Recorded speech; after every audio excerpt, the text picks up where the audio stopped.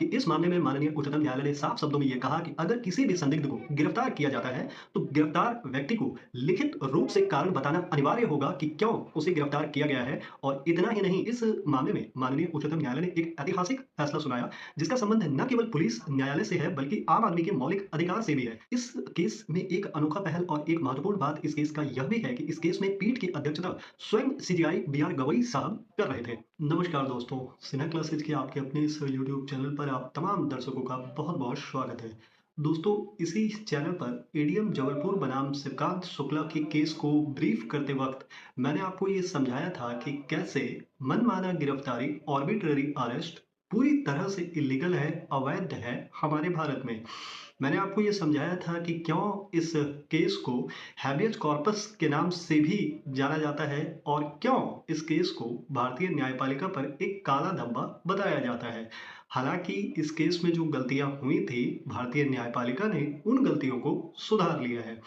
दोस्तों, अभी हाल ही में एक मामला पहुंचा माननीय उच्चतम न्यायालय से, जिसका संबंध गिरफ्तारी से ही था। और इस मामले में माननीय उच्चतम न्यायालय ने एक ऐतिहासिक फैसला सुनाया, जिसका संबंध न केवल पुलिस न्यायालय से है, बल्कि आम आदमी के मौलिक अधिकार से भी है। इसलिए आपका इस फैसले से रूबरू होना बेहद जरूरी है, क्योंकि मैं बात कानून की करूंगा, मैं बात पुलिस की करूंगा, न्यायालय की करूंगा। इसलिए मैं आपसे ये उम्मीद करूंगा कि आप वीडियो के अंत तक मेरे साथ बने रहेंगे, और ये विश्वास दिलाता हूं कि अगर आप अंत तक बने रहेंगे तो आपके पास कानून की एक मोटी जानकारी जरूर होगी। दोस्तों, ये केस है मिहिर राजेश शाह बनाम स्टेट ऑफ महाराष्ट्र का, और बताया जाता है कि ये केस एक हाई स्पीड बीएमडब्ल्यू दुर्घटना, जिसे आप हिट एंड रन मामला भी कह सकते हैं, और इसमें घटना जुलाई 2024 में हुई थी। इस केस में एक अनोखा पहल और एक महत्वपूर्ण बात इस केस का यह भी है कि इस केस में पीठ की अध्यक्षता स्वयं सीजीआई बी.आर. गवई साहब कर रहे थे। अब जैसे कि मैंने आपको बताया कि इस केस का वैसे ही ग्राउंड्स ऑफ अरेस्ट है, तो आपका ये समझना भी बेहद जरूरी है कि भारतीय संविधान के अनुच्छेद 21 आर्टिकल 21 में ये बात बिल्कुल साफ साफ लिखी हुई है कि किसी भी व्यक्ति से उसकी प्राण या उसकी दैहिक स्वतंत्रता से उसे केवल विधि द्वारा स्थापित किसी लॉ के द्वारा ही वंचित किया जा सकेगा, अन्यथा नहीं। अगर कोई व्यक्ति गिरफ्तार होता है, कोई सस्पेक्ट गिरफ्तार होता है, तो भारतीय संविधान के अनुच्छेद 22 के तहत उस व्यक्ति को यह अधिकार प्राप्त है कि पुलिस उसे गिरफ्तारी का कारण बताए।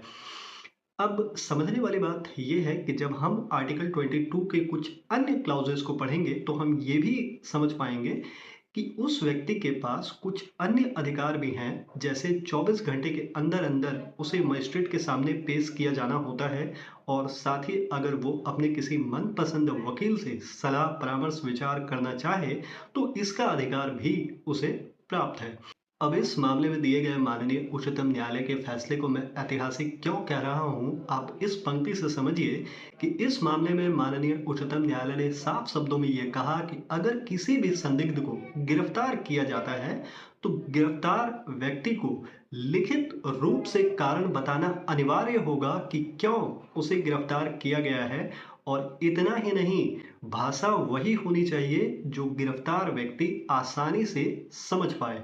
साथ ही माननीय उच्चतम न्यायालय ने यह भी स्पष्ट किया कि ये कोई विशेष कानून जैसे पीएमएलए या यूएपीए तक ही सीमित नहीं रहेगा, बल्कि ये अन्य सभी कानूनों पर लागू होगा। यानी अगर किसी व्यक्ति को गिरफ्तार किया जाता है, तो उसे लिखित रूप से यह बताना होगा कि उस व्यक्ति को क्यों गिरफ्तार किया गया है। और जैसा कि मैंने आपको कहा, लिखित रूप में ऐसी भाषा होनी चाहिए जो गिरफ्तार व्यक्ति समझ पाए। हालांकि उच्चतम न्यायालय ने साफ साफ यह भी कहा कि अगर किसी रेयर केस में ऐसा कर पाना मुश्किल हो, तो उस गिरफ्तार व्यक्ति को मजिस्ट्रेट के सामने प्रस्तुत करने से कम 2 घंटे पहले तक लिखित रूप से यह बताना बेहद अनिवार्य होगा कि उस व्यक्ति को क्यों गिरफ्तार किया गया है। मैं उम्मीद करता हूं कि आप इस फैसले के महत्व को समझ पा रहे होंगे।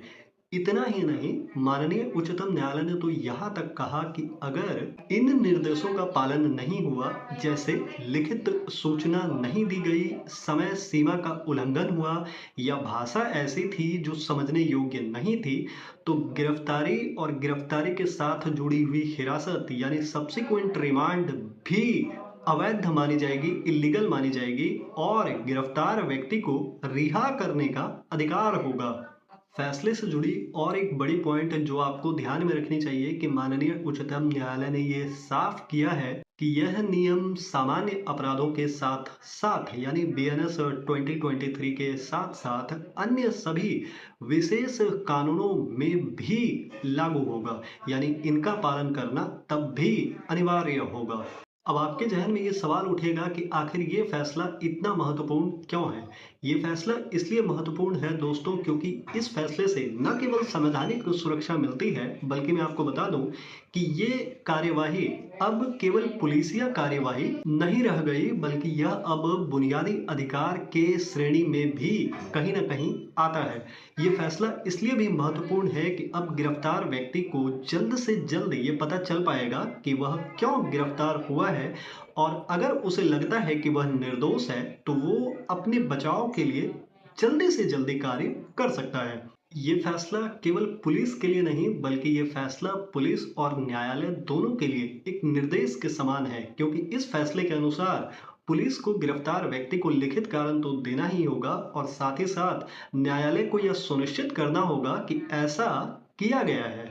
यानी अगर हम मुख्य रूप से इस फैसले को देखें तो हम ये समझ पाएंगे कि माननीय उच्चतम न्यायालय ने लिखित कारण पर तो जोर दिया ही है, साथ ही एक समय सीमा भी तय की है और लिखित कारण का ऐसा होना भी अनिवार्य है कि गिरफ्तार व्यक्ति उसमें लिखी भाषा को आसानी से समझ पाए।